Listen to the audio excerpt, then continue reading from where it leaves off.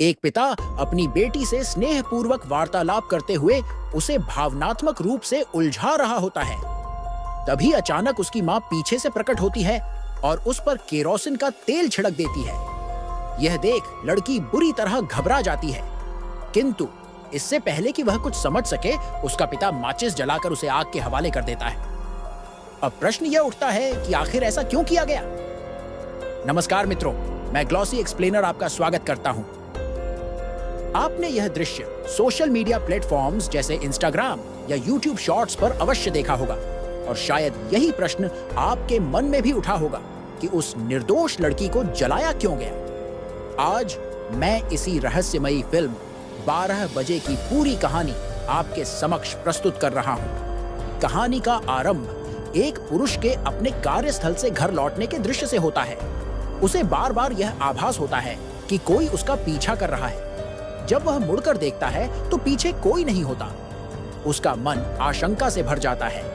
जब वह फिर से आगे बढ़ता है, उसे पुनः वही अनुभूति होती है, परंतु हर बार मुड़ने पर उसे खालीपन ही दिखाई देता है। अंततः वह भयभीत होकर अंधेरी गलियों से भागता हुआ अपने घर की ओर दौड़ने लगता है। तभी उसके सामने एक अजनबी महिला खड़ी मिलती है, जो धीरे धीरे उसकी ओर बढ़ती है और अंततः चाकू घोंपकर उसकी हत्या कर देती है।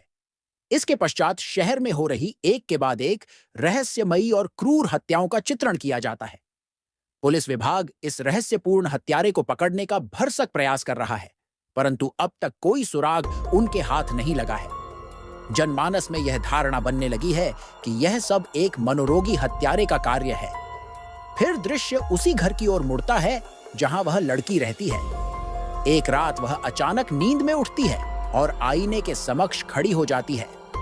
कुछ समय वहां स्थिर खड़ी रहने के पश्चात वह पुनः अपने बिस्तर पर लौटकर सो जाती है। अब कहानी में 2 पुलिस अधिकारी दिखाई देते हैं, जो अपनी ड्यूटी समाप्त कर घर की ओर लौट रहे होते हैं। मार्ग में उन्हें भी यह आभास होता है कि कोई उनका पीछा कर रहा है, किंतु जब वे चारों ओर दृष्टि डालते हैं, उन्हें कोई भी दिखाई नहीं देता।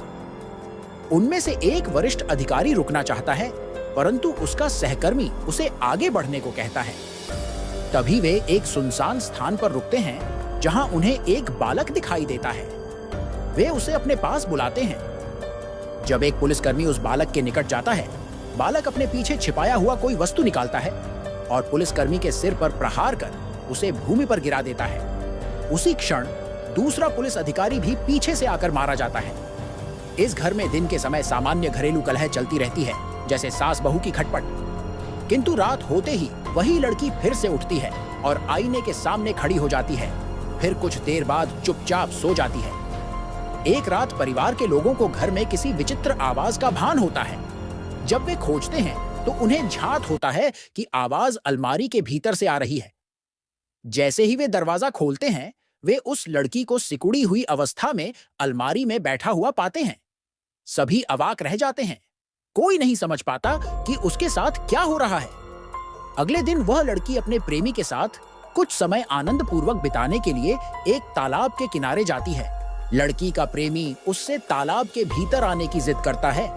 यह स्पष्ट नहीं था कि उसके मन में क्या चल रहा था, पर उसका व्यवहार अस्वाभाविक अवश्य था। जैसे ही लड़की पानी में उतरती है, अनेक हाथ उसकी ओर बढ़ने लगते हैं, मानो कोई अदृश्य शक्ति उसे अपनी ओर खींचना चाहती हो। किंतु हैरानी की बात यह थी कि उसके प्रेमी को वे हाथ दिखाई ही नहीं दे रहे थे। लड़की भयभीत हो उठती है और इधर उधर देखने लगती है। वह चीखना चाहती है, किंतु उसके मुख से एक शब्द भी नहीं निकलता। अब लड़की की यह विचित्र अवस्था प्रतिदिन रात को दोहराई जाने लगी, परंतु एक रात उसने अपनी गर्दन को एक अस्वाभाविक कोण पर घुमा दिया। यह देख सब स्तब्ध रह गए। अब उसके पिता को यह आभास होने लगता है कि उसकी बेटी के साथ कुछ गंभीर समस्या है। इसलिए वह उसे एक चिकित्सक के पास ले जाता है, परंतु दुर्भाग्यवश डॉक्टर का ध्यान पूरी तरह नर्स पर केंद्रित रहता है। वह पिता की बातों को गंभीरता से नहीं लेता। वहीं नर्स भी डॉक्टर को इशारों से आकर्षित करने की चेष्टा कर रही थी। यह स्पष्ट नहीं था कि उसकी मंशा क्या थी। लड़की और उसका पिता जब अस्पताल से लौट रहे होते हैं, तभी मार्ग में एक साधु उन्हें मिलता है और लड़की को एक कोड़े से प्रहार करता है। इस आघात से लड़की की चेतना जैसे विक्षिप्त हो जाती है। किंतु उसके पिता उसे झकझोर कर होश में लाते हैं, जिससे स्पष्ट होता है कि यह दृश्य केवल लड़की का मानसिक भ्रम था। अगले दिन वही लड़की पुनः उसी अस्पताल में जाती है। इस बार वह नर्स की ओर अत्यंत असामान्य दृष्टि से देखने लगती है। नर्स भी यह देख चकित रह जाती है। जैसे ही नर्स वहां से जाती है, वह डॉक्टर आता है, जिसे देखकर लड़की उसे भी विचित्र दृष्टि से देखने लगती है। लेकिन जब डॉक्टर उसे इंजेक्शन देने का प्रयास करता है, तो वह जोर से चिल्ला उठती है और अपने पिता को बुलाकर कहती है, यह डॉक्टर मुझे गलत तरीके से छूने की कोशिश कर रहा है। उसके पिता क्रोधित होकर डॉक्टर को पीटने लगते हैं, लेकिन अब तक लड़की के हाव भाव पूर्णतः बदल चुके थे। वह अपनी मां को नाम से पुकारती है और कहती है, मेरे लिए कॉफी लाओ। यह सुनकर उसकी दादी और मां स्तब्ध रह जाती हैं। फिर उसके पिता वहां आते हैं, परंतु वह सबके सामने अपनी ही मां को अपशब्द कह देती है। उसके पिता उसे पुनः होश में लाने का प्रयास करते हैं। जब वह सामान्य अवस्था में लौटती है तो कहती है, मैंने ऐसा क्या किया पापा? आप सब मुझे ऐसे क्यों देख रहे हो? वस्तुतः लड़की को स्वयं नहीं झांक कि उसके साथ क्या घटित हो रहा है। अब उसके पिता अपने एक मित्र को यह पूरी समस्या बताते हैं। वह मित्र कोई समाधान देने ही वाला होता है कि अचानक लड़की वहां आकर कहती है, ए बुढ़े, मुझे सब पता है कि तू रात रात भर मुझे याद करके क्या क्या करता है। यह सुनकर उसके पिता स्तब्ध रह जाते हैं। वे उसे रोकने का प्रयास करते हैं, परंतु वह उनकी नहीं सुनती और उस वृद्ध व्यक्ति पर आक्रमण कर देती है। अब लड़की के पिता को कुछ भी समझ नहीं आता और वे उसे लेकर एक तांत्रिक के पास पहुंचते हैं। लेकिन जैसे ही वे वहां पहुंचते हैं, तांत्रिक बिना किसी भूमिका के लड़की को चप्पल से पीटना शुरू कर देता है। पिता उसे रोकने का प्रयास करते हैं, पर तांत्रिक रुकता नहीं। अंततः वे तांत्रिक से विवाद कर अपनी बेटी को वहां से ले जाते हैं। अगले दृश्य में दिखाया जाता है कि वह वृद्ध व्यक्ति, जिसे पहले लड़की ने अपमानित किया था, अब शहर छोड़कर अपने गांव लौटने की तैयारी करता है। परंतु रास्ते में उसे बार बार प्रतीत होता है कि कोई उसे पीछे से पुकार रहा है। जब वह पीछे मुड़कर देखता है तो कोई नहीं होता। यह अनुभव उसे बार बार होता है, जिससे वह अत्यंत घबरा जाता है। वह बस में अपनी सीट से उठकर ड्राइवर से बस रोकने का अनुरोध करता है, लेकिन जैसे ही वह मुड़कर देखता है, सभी यात्री उसे अजीब दृष्टि से देख रहे होते हैं और धीरे धीरे उसकी ओर बढ़ने लगते हैं। तभी एक बालक आता है और उसका गला घोंट देता है। इसके बाद लड़की की दादी और उसका भाई भी शहर छोड़ने का निर्णय लेते हैं। पिता उन्हें विदा करते हुए कहते हैं, जैसे ही हालात सामान्य होंगे, मैं आप सबको बुला लूंगा। दृश्य बदलता है। अब लड़की का प्रेमी टेलीविजन पर क्रिकेट मैच देख रहा होता है। जैसे ही महेंद्र सिंह धोनी छक्का मारते हैं, बिजली चली जाती है। लड़का समझ नहीं पाता कि क्या हुआ और समस्या ढूंढने निकल पड़ता है। तभी उसे लगता है कि कोई पीछे से उसका नाम लेकर पुकार रहा है। वह पीछे मुड़कर देखता है, लेकिन कोई नहीं होता। वह टॉर्च लेकर उस आवाज की दिशा में बढ़ता है और तभी उसे एक लड़की दिखाई देती है जो सफेद कपड़े से ढकी हुई होती है। जब वह कपड़ा हटाता है तो उसके नीचे कोई नहीं होता। घबराकर वह भागने लगता है, परंतु वह आकृति फिर से उसके सामने प्रकट हो जाती है। वह दूसरी दिशा में दौड़ता है, लेकिन रास्ते में किसी चीज से टकराकर गिर जाता है और उसके गले में लोहे की कील चुभ जाती है, जिससे उसकी मृत्यु हो जाती है। अब लड़की का पिता उसे एक और शिक्षित तांत्रिक के पास ले जाता है। तांत्रिक उसकी आंखों में टॉर्च की रोशनी डालकर उसे सम्मोहित कर लेता है और पूछता है, तुम कौन हो? लड़की उत्तर देती है, मैं बाबू। तांत्रिक पूरा नाम पूछता है तो वह कटाक्ष करती है, तुम्हें उससे क्या लेना देना? अपनी डिग्रियां समेटो और कहीं और जाकर काम करो।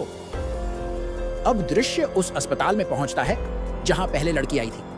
यहां अभी भी डॉक्टर और नर्स के बीच प्रेम प्रसंग चल रहा है। डॉक्टर नर्स को एक कमरे में ले जाता है और कुछ जांच करने लगता है। उधर वॉश बेसिन पर लड़की चेहरा धोते धोते अचानक डरावना चेहरा बना लेती है। डॉक्टर भी अपने उपकरण ढूंढ रहा होता है। तभी नर्स वापस आती है और डॉक्टर के गले से लिपट जाती है, फिर उसकी पीठ में कुछ चुभा देती है, परंतु डॉक्टर भी उसकी पीठ में वार कर देता है। यह दोनों की अपनी इच्छा नहीं थी।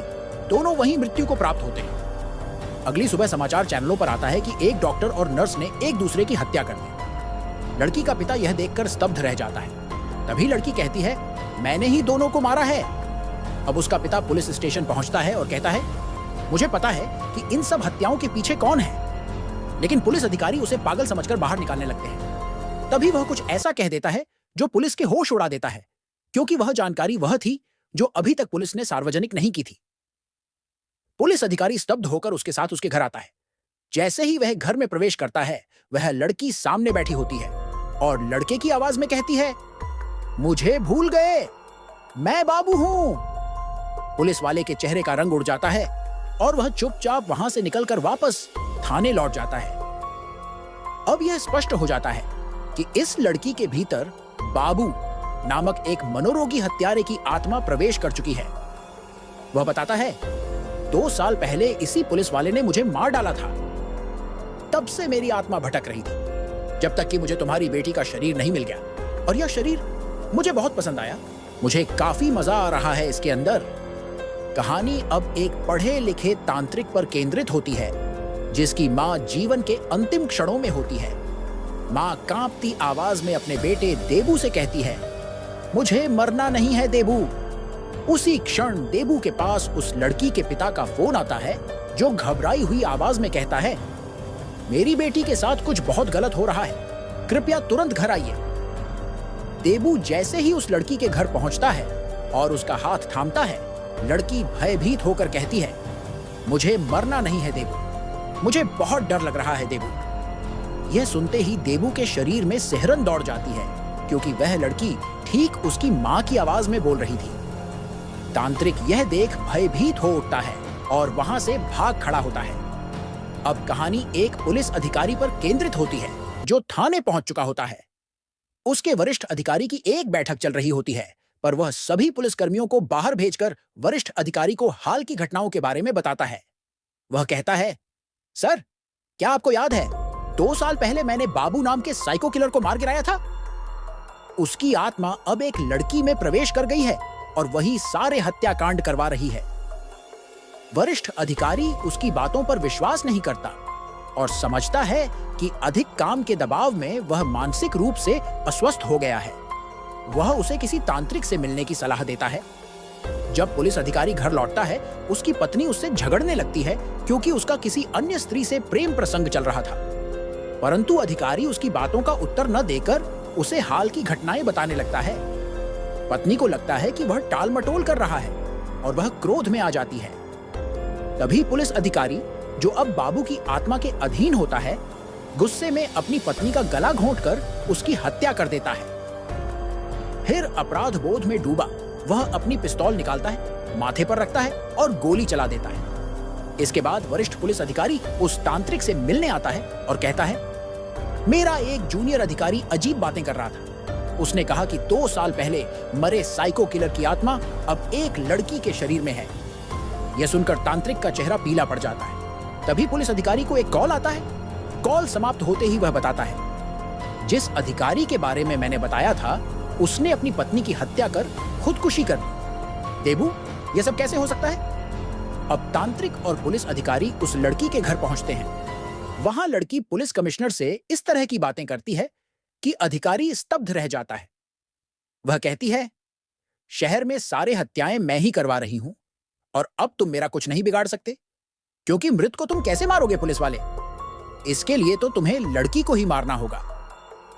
इसके बाद लड़की के माता पिता, पुलिस अधिकारी और तांत्रिक पहले वाले देसी तांत्रिक के पास जाते हैं। वह कुछ समाधान देने का प्रयास करता है, परंतु तभी उसके शरीर में विचित्र कंपन होने लगते हैं और वह असहज मुद्रा में मरोड़ने लगता है। ऐसा प्रतीत होता है जैसे कोई उसे मारने की कोशिश कर रहा हो। उसका शरीर हवा में उठता है और फिर जमीन पर गिरकर उसकी मृत्यु हो जाती है। अब सब लोग गाड़ी में लौटते हैं। देबू कहता है, अब बस एक ही रास्ता बचा है इस आत्मा से छुटकारा पाने का, तुम्हारी बेटी गोरी को मारना होगा। यह सुन पिता क्रोध से भर जाता है और देबू को मारने लगता है, लेकिन सभी उसे समझाते हैं, हमें पता है वह तुम्हारी बेटी है, पर अगर शहर को इस साइको किलर से बचाना है तो हमें तुम्हारी बेटी को मारना ही होगा। वह आत्मा अब कभी उसे छोड़कर नहीं जाएगी। पिता भारी मन से अपनी बेटी को मारने के लिए सहमत हो जाता है। घर पहुंचते ही आत्मा कहती है, आ गए तुम सब। मैंने देखा तुम तांत्रिक के पास गए थे, लेकिन अफसोस मैंने उसे मार डाला।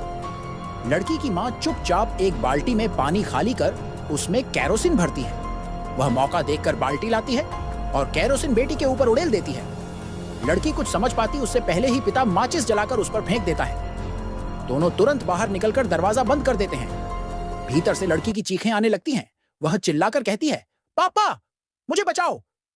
पिता का दिल कांप उठता है। उसे लगता है कि उसने अपनी बेटी को ही जला डाला। वह दरवाजा खोलने दौड़ता है, लेकिन देबू उसे रोकता है और कहता है, तुम भूल गए क्या? वह आत्मा किसी की भी आवाज में बोल सकती है। वह तुम्हें सिर्फ बेवकूफ बना रही है। और इसी संदेश के साथ यह फिल्म समाप्त हो जाती है।